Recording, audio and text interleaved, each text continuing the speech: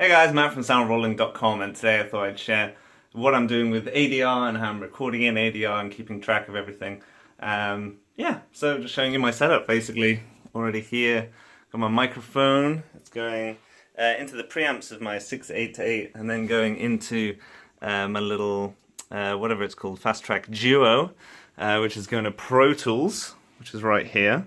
And then what we need to do, just to play things in, is first you need to obviously make sure that, well, in this case I don't need phantom power on, but if you're plugging straight into any sort of interface, you might need phantom power. You need to check which input it's in, get the right level, and then for here, all you're going to do is you're going to basically make a new track, or you can make a completely new session, to be honest, if you want to just keep track of just ADR.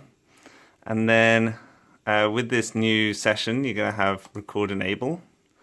Couldn't be record enabled because it doesn't have an input inside.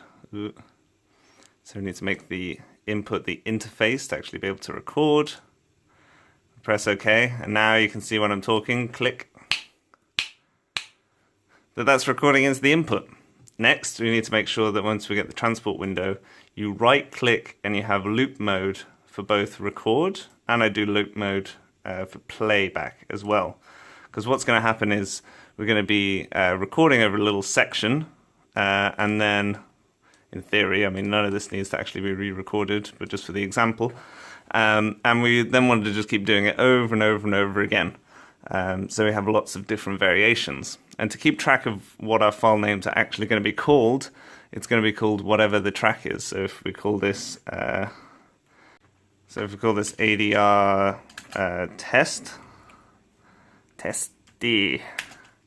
testy 1 2 3 4 5 6, then what happens is if we record a section and we obviously we're going to mute the input because we don't want to hear basically a delayed version of whatever we're recording.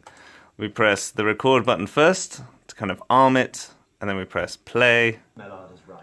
It may be a fragment of a glitch. Mellard is right. It may be a fragment of a glitch. Mellard is right. So you can see we've recorded a few now.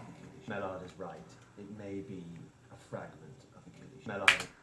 Now I shouldn't have done this as a stereo track. I didn't realize that I made a stereo track. It should have been mono. But you'll notice down here that we have ADR test 1 2 3 4, and then 0 1, take 2, take 3, take 4. And so every session that we do, every time we do a number of loops, it'll be 1 dash and then take 1 2 3 4. So it gives you a nice easy way to keep an eye on what's going on. Obviously you would call this the character name and then maybe what they're saying, and then every time you do a different intonation or a different word maybe replaced, then you would replace that as well.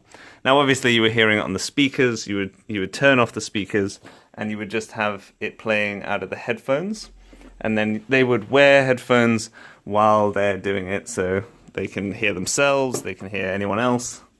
And yeah, that's pretty much it. That's just the basic rundown of what I do for the ADR, or even voiceover, anything else like that, so that people can hear the film, talk about it, do their ADR over and over again, then we stop, they choose which kind of take that they like, then we can easily put them in place. You can easily select all of those, just drag them all in, and they'll all be in complete order if you just want to keep checking through. Yeah, it might be better to do a completely different session on it, but otherwise you can do it within if it's just a few little bits. So, hope that helped. Let me know if you've got any questions, thoughts, comments. Again, just doing this to kind of create a wider conversation about sound. And of course, if you like daily content, then subscribe. And I will see you tomorrow.